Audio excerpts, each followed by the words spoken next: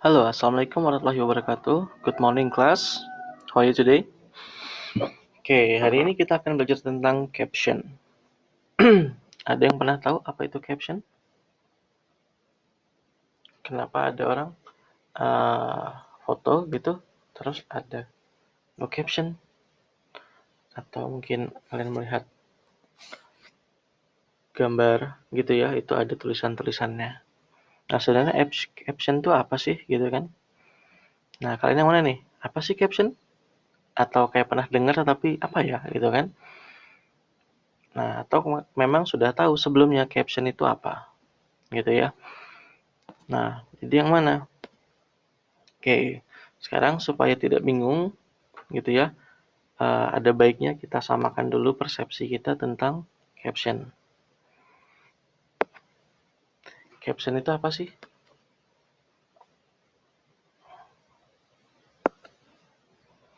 Oke, dari definisinya kita ambil salah satu dari kamus gitu ya, yaitu the part of a legal document that shows where, when, and by what authority it was taken, found, or executed. Jadi dalam satu dokumen resmi gitu ya, yang menunjukkan di mana, kapan, dan oleh apa gitu ya otoritas itu atau kejadian itu diambil, ditemukan, atau dieksekusi atau dilakukan. Ada juga penjelasannya yaitu the explanatory comment or designation accompanying by a pictorial illustration. Jadi komentar penjelasan atau desain ya didesain untuk menemani sebuah ilustrasi gambar gitu. Jadi ada penjelasan untuk gambar. Nah, di sini contoh ini lebih panjang lagi contohnya gambar yang ada caption-nya gitu ya. Jadi caption itu disebut juga cut line gitu atau teks yang muncul di bawah gambar gitu. Biasanya di bawah ya. Di dalam juga bisa atau di samping gambar kayak yang gambar nomor 7 itu ya, Albert Einstein. Nah, sebagian besar caption itu menarik perhatian gitu ya kepada sesuatu yang ada di gambarnya yang mungkin belum jelas sebelumnya gitu atau menunjukkan relevansi atau keterkaitan dengan atau dengan teks terhadap gambar gitu. Caption itu bisa terdiri dari beberapa kata atau bahkan kalimat gitu bersama dengan judul gitu ya. Caption itu paling banyak dibaca di artikel, jadi harus saksin itu bisa dibilang jelas ya, singkat, padat, dan jelas, dan informatif, ada informasinya gitu. Saksin itu singkat dan jelas gitu ya. Terus captions also include a short title or heading of an article in magazine or newspaper. Jadi kalau kalian baca koran atau baca artikel, nah itu ada juga mungkin judul dari si artikel itu gitu. Nah di bawahnya apalagi itu word sound on a cinema or television screen. Nah caption bisa juga jadi ini ya apa CC kalau kalian nonton film itu, jadi ada captionnya, jadi ada teks yang diucapkan oleh si pemeran adegan dalam film. Caption juga bisa dimasukkan dalam charts ya, figures, grafik, and tables. Jadi kalau misalnya presentasi itu juga bisa pakai caption gitu.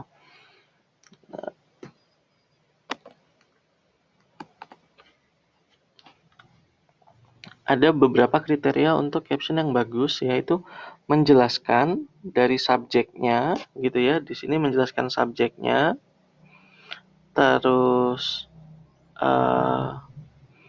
ini itu jelas dan padat ya, padat dan jelas, menunjukkan relevansi dari gambar terhadap artikel, dan juga memberikan konteks. Konteks itu seperti cakupan ya. Jadi misalnya ada kegiatan orang rame, nah kegiatannya apa nih? Nah itu maksudnya konteks. Dan mengarahkan pembaca ke artikel. Kenapa sih kita butuh caption? Itu untuk menjelaskan relevansinya gambar terhadap artikel. Hubungannya gitu. Ada artikel terus ada gambarnya apa? Apa hubungannya gitu kan.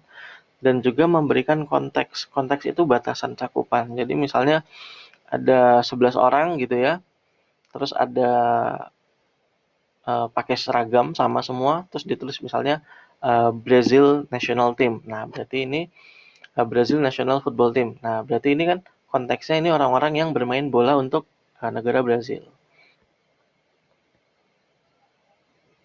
Nah, ini tadi ya, bersama dengan judul, lead, dan section heading, itu jadi kayak subjudul. Caption itu yang paling sering dibaca dalam artikel. Jadi harus singkat, padat, dan jelas, serta informatif. Nah, contohnya seperti ini nih. Gimana kalau kita mau bikin caption? Seperti di gambar ini ya, itu ada captionnya, ada tulisannya di bawahnya, berisi penjelasan tentang ada siapa di situ gitu kan ya. Ada siapa di gambar. Oke, di situ di captionnya ada Presiden Indonesia. Pakai baju putih gitu ya di tengah. Terus sedang apa dia atau mereka sedang mengunjungi site of bomb gitu ya. Jadi sedang mengunjungi area yang terkena bom, terkena ledakan bom. Terus kenapa gitu ya? Karena terkena ledakan bom daerah itu ya. Visit di area. Terus di mana? Nah, di mananya itu ada tulisan tuh di Tamrin Business District di sini nih. Tamrin Business District. Kapan? Jakarta, Januari tanggal 14 tahun 2016. Nah, jadi singkat, padat, jelas menggambarkan kejadian atau konteks dari situasi dan kondisi yang terjadi dalam gambar. Nah, terus ini nih, ada beberapa jenis caption tadi ya yang mungkin sudah tahu. Nah, kamu bisa lihat ini ada identification bar gitu ya. Kalau kamu hanya bisa menjawab tentang siapa sih yang ada di gambar itu. Misalnya tadi nih dari gambar sebelumnya tadi kalau misalnya kamu cuma bisa jawab ada gambar apa tuh? Ada gambar presiden. Nah, gambar presiden itu berarti kamu hanya mengidentifikasi siapa yang ada di gambar. Terus kalau kamu menjawabnya tadi di gambar itu, oke ini ada presiden lagi berkunjungan. Nah, itu namanya cut line. Kamu hanya menyebutkan siapa dan apa yang terjadi. Terus summary, nah ini yang lengkap tadi ya, itu yang lengkap ada di bawah gambarnya itu summary. Lengkap dari siapa, ngapain, kapan, di mana, dan juga kenapa dia ada di situ. Nah, ada lagi yang lebih lengkap ya. Itu expanded. Itu lebih lengkap dari summary, juga memuat bagaimana kejadiannya dan kutipan. Misalnya kejadiannya apa dijelaskan, berarti ini lebih dari satu kalimat ya, gitu. Terus kutipannya seperti apa? Ada juga group identification. Kalau misalnya hanya menjawab siapa tapi banyak. Nah, misalnya tadi jawabannya hanya Presiden Indonesia beserta jajarannya, beserta menteri, beserta polisi misalnya gitu kan. Quote, nah ini yang paling sering dipakai juga yaitu kutipan perkataan seseorang yang berhubungan dengan gambar. Misalnya ini Imam Syafi'i itu salah satu quote yang terkenal adalah jika kamu tidak tahan dengan lelahnya belajar maka kamu harus tahan dengan perihnya kebodohan gitu. Itu contoh yang populer. Nah, terus kapan sih caption ini emangnya dipakai? Emang kepake gitu. Nah, ada beberapa waktu ketika kamu bisa menggunakan caption. Yang pertama, jurnalistik ya. Jurnalistik itu kamu misalnya kayak lihat koran. Atau kalau sekarang buka portal online ya, kayak detik.com. Atau misalnya Tribun News gitu ya. Itu ada beritanya, ada gambarnya, biasanya ada captionnya. Terus kebutuhan bisnis bisa juga kalau misalnya ada promo gitu ya. Nah, kalian adalah di IG, orang-orang paid promo itu jualan. Pasti ada captionnya di bawahnya. Nah, terus juga memberi arti pada gambar gitu ya.